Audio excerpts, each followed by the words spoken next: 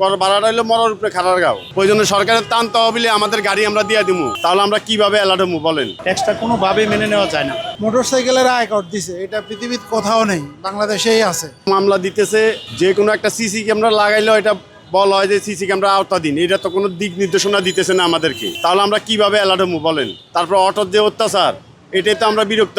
তাদের কোনো মামলা হইতেছে না, আমাদের ভিতরে মামলা দিতেছে। আমরা কাগজপত্র করতে ট্যাক্স দিতেছি, সর্বকিছু ক্ষেত্রে আমরা দিতেছি ট্যাক্স, তাহলে আমাদের প্রতি এই নির্যাতন কেন? সরকারের প্রতি আমার আহ্বান, যেটা সুস্থভাবে আমরা বাইকাররা যে সুস্থভাবে চালাইতে পারি, ব্যাড ট্যাক্স যেটা বাড়াইবো কোনো সমস্যা নেই, কিন্তু আমাদের যে নিরাপত্তা এটা দিতে হবে সরকারের প্রতি আমাদের এই আহ্বান ভাই। কর ভাড়াটা হইলো মরার উপরে খারার গাও। এরকম আমাদের নিজে ইনকাম করে নিজে চলতে পারতেছি না, সরকার যদি বাড়তি একটা বোঝা আমাদেরকে চাপায় দেয় তাহলে তো ভাই এটা আর কিছু করার নাই ভাই। আমরা কি বলবো? সরকারের বিরুদ্ধে কথা বলতে গেলে তো আমাদের সমস্যা। আমরা তো বেকারত্ব কমার জন্য আমরা বাইক নিয়ে বাইরেছি, আমরা তো আর সরকারের বোঝাইয়া থাকতেছি না, আমরা নিজেরা কর্মসৃষ্টি করে চলতেছি। ওই জন্য সরকারের টান তহবিলে আমাদের গাড়ি আমরা দিয়ে দিব, এমনি দিয়ে দিব, আমাদেরকে কোনো ট্যাক্স দেওয়া লাগবে না, আমরা একটা কর্মসংস্থান করে দেবো। ওই মোটরসাইকেলের উপরে ট্যাক্সটা এটা অযৌক্তিক। ট্যাক্সটা আসলে আমাদের পক্ষে ঠিক না। আমরা তো তাহলে আমাদের ট্যাক্স টোকেনটা কী কারণে হচ্ছে? আমরা তো মোটরসাইকেলের ট্যাক্স দিচ্ছি, ট্যাক্স টোকেন আছে, সেই ক্ষেত্রে আমাদের মোটরসাইকেলের ট্যাক্স এটা একদম অযৌক্তিক। আমাদের উপর একটা বাড়তি কিছু চাপায়া দেওয়া। আর এআইয়ের যে মামলাটা, এটা আসলে উন্নত দেশগুলোতে এরকম হয়ে থাকে। ঈদ লাগছে মনে, খুশির জোয়ার সবখানে, আর ঈদ লাগছে মনে, বিকাশ পেমেন্ট সবখানে। তো আমাদের এখানে হইলে এটা প্রযুক্তি, ওইটা হয়তো কিছু না, ওইটা করা যাইতে পারে, বাট ট্যাক্সটা আমাদের পক্ষে সম্ভব না। ট্যাক্সটা কোনোভাবেই আমরা এটা মেনে নিতে পারছি না, ট্যাক্সটা কোনোভাবেই মেনে নেওয়া যায় না।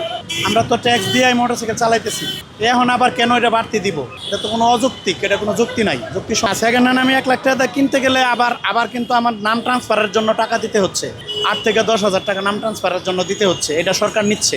আমি পুরান কিনছি বিদায় কিন্তু আমার কাছ থেকে আবার এই নাম ট্রান্সফারের জন্য অতিরিক্ত একটা ফি নিচ্ছে। কোনোভাবেই নাই। এখন তো আসলে রাইডের তো টাকা নাই, তেলের দাম বাড়ছে, তেলের দাম প্রতি লিটারে 20 টাকা করে বাড়ছে, কিন্তু রাইড শেয়ারিং করি আগের ভাড়ায় আছে, আগের থেকে ভাড়া এখন কম। অনেক বেকার অবস্থায় আছে মানুষ, এখন যে যেমনি পারতেছে রাইড শেয়ার করে চলতেছে। আর একটা বাইকার সারাদিন বাইক চালায়া যদি 2,000 টাকা ইনকাম করে, তাহলে একটা মামলা খেলে সেটা 2,000 টাকা হয়ে যায়, এবং দ্বিতীয়বার সেই মামলাটা আরও বেশি হয়। তো সেই ক্ষেত্রে এআইটা আগে বাংলাদেশের মানুষকে মানে সচেতন করে এরপরে এআইটা চালু করা উচিত ছিল সরকারের। এই হলো ব্যাপার। আর সরকারও আছে ব্যাগ আদায়, দেশের অর্থনীতি খারাপ, এই জন্য সরকার গেছে পাগলই, যেটা দিয়া, যেমন মোটরসাইকেলের আয়কর দিছে, এটা পৃথিবীর কোথাও নেই, বাংলাদেশেই আছে। গরিব মানুষকে মানে যেভাবে হেনস্থা করা যায়, হাজার হাজার কোটি টাকা মাইরা এই দেশের থেকে বহু মানুষ চলে গেছে, তাদেরকে কিছু করতে পারে না। এখন বাংলাদেশে মোটরসাইকেলের উপরে কর বসাইছে।